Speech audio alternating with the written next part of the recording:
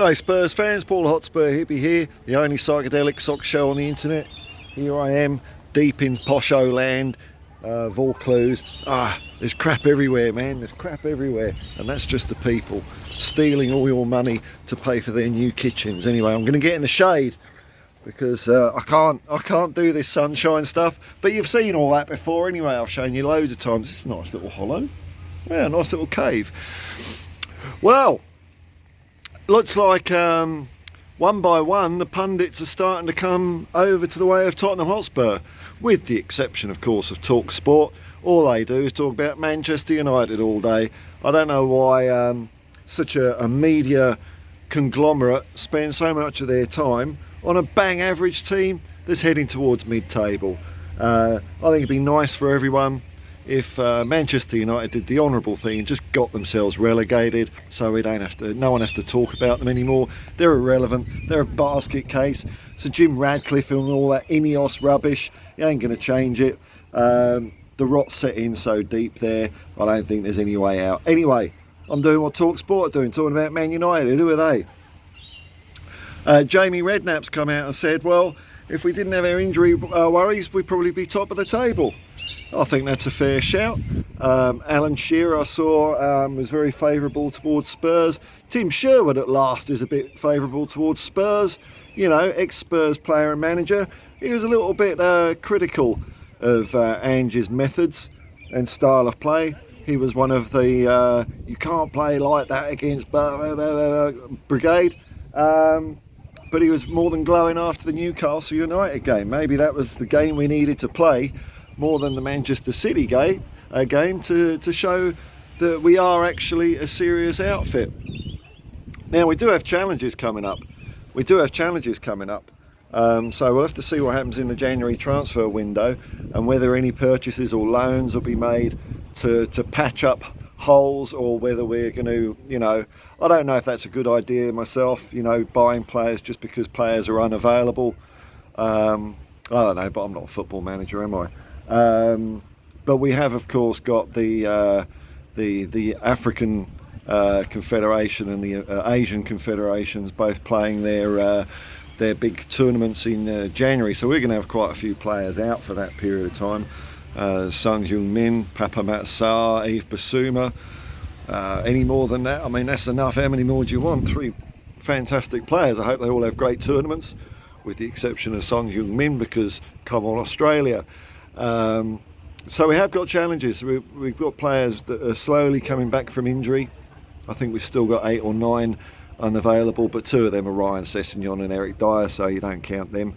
Really, we all know it's Madison and Van der Ven we're hanging on coming back from. Madison's creativity has been really missed by the team, especially in the West Ham game, I think, where we couldn't find a way through. If we had a Madison on the pitch, I think things would have been far different, but you know, that's life. So even though we're coming out of one set of woods, we're just crossing a country lane, and there we go, we're up into another enchanted forest of doom. But the good thing is though, a lot of players have been getting a lot of minutes. So the Afcon and Asian Cup hole that we're heading towards, possibly we might not be that bad off, because you know, the likes of Højbjerg and Lo Celso getting more minutes. They'll be hopefully a bit match fit by the time we get there. And then of course in January we've got about 4 or 5 you know, doable fixtures. Liverpool are playing Arsenal in a couple of weeks, so that'll be interesting. A nice 0-0 draw. We'll take some points away from our rivals, because I'm not still discounting us from going all the way. I just want to see how far we can get up the table now. I think we're gonna start building up a head of steam.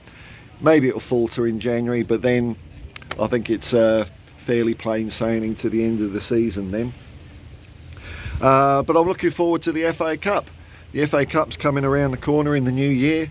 We've been drawn against Burnley, which is an interesting tie. Winnable, which is always nice. There's quite a few, I didn't count them all up, but there are quite a few all Premier League ties. So it could be one of those you know, tasty years where you get a bit of a run without having to play anyone, although we're starting off playing a Premier League team. I noticed there wasn't too many non-league teams in the FA Cup.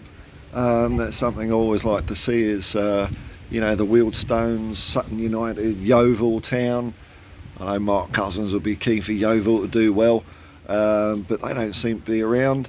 So there's a few of the big boys in. I wonder if there's going to be, you know, the usual round of upsets. Of course, the other day I was speaking to FA Cup hero Steve Perryman, a man that lifted the cup 2 years in a row, which is pretty good. It's the nearest I'm going to get to an FA Cup, isn't it? Talking to a guy that's done it. And he's more than happy with how we're going. He described what we're going through as a blip. I would concur with that. I don't think there's any you know, deep rot that we've come through. It's just a matter of fact. We're, you know, 5 or 6 first team players out. Really, there's only so much you can do to get you work your way out of that situation. I think, given the circumstances, we did all right. I think we did. In fact, I think we did more than okay, because only I'd say 2 of the performances were a bit iffy. The other performances were great, and maybe we could have got more points. But that's football, isn't it? It's a game of fine margins, and we lost a couple of percent. That's what happens. So we're looking forward to the game against Nottingham Forest on Friday. Hopefully we pick up a few points there. Hopefully, if some of the people ahead of us, of which really I'd only have to say Liverpool seem to be the main team on a charge this year so far. Arsenal wobbly, Manchester City wobbly. Spurs have had our wobble. Hopefully we'll stop wobbling now. Liverpool, of course, only beaten once this season. And who was that by? Oh, only little old Tottenham Hotspur, by far the greatest football team the world has ever seen. So it's not bad, is it? It's not bad, we can't complain. Liverpool will be a challenge. We're facing them right near the end of the season, I think, if my memory serves, having a look at the fixture list. But thankfully, the last game we're playing in the season is against Sheffield United, and that could be a nice one. You never know what could be up for grabs, eh? Could it be Champions League football? Could it be something a bit spicier? Who knows, man? So I just watched a clip there of some of the aftermath's a bad word. The stuff. I mean, that's the word, though, isn't it? Well, the stuff that happened after the game against Newcastle. It's not aftermath, that makes it sound terrible. And Ange Postecoglou getting a right old sing-along and cheer from the Spurs fans, and those people going to the games, they know that what they've been watching, and they've stuck through the team through thick and thin, and you know, that's great to see, because now hopefully we're getting going again. Everybody's back on board. You don't have to have a period of lethargy. We're all there, we're rearing to go to support the team. Wonderful to see. Looks like what's his name? Callum Wilson has got the heebie-jeebies with Vicario. Well, Callum Wilson, it's easy to slag off players when you're behind the comfort of a desk and a microphone, but there's going to be repercussions when you get out on the pitch, and I think one of Romero's so-called rash challenges was just a little message to you. I don't mind that at all. I think Romero is doing very well at the moment, and Vicario stuck it to Wilson by having a go at him and sticking his tongue out, which is quite funny. And then Callum Wilson says, "Oh, players should respect each other." Well, isn't that just the way with some people? Very easy dishing things out, and when Vicario gave him a bit back, he cries. So that's good for us. It's good for us. It shows we've got a bit of spirit, a bit of oomph about us. I'm feeling good about the next few weeks. Let's see what we can do. Peace and love, man. Peace and love.